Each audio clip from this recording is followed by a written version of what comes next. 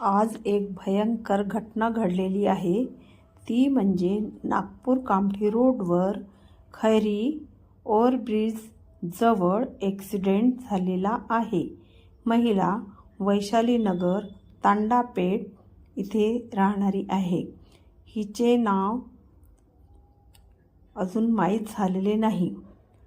कोणाला माहीत असेल तर सांगा. हे ॲक्सिडेंट झालेले लोक आशा हॉस्पिटलमध्ये भरती केलेले आहेत. ज्यांच्या कोणाकडचे मंडळी असतील त्यांनी आशा हॉस्पिटलमध्ये जाऊन संपर्क साधावा ही विनंती. आणि दुसरं सांगायचं म्हणजे असं, नागपूर कामठी रोडवर मेट्रोचे काम सुरू आहे, तरी पण ॲटोमध्ये बसताना किंवा 2 व्हीलर 4 व्हीलर गाडी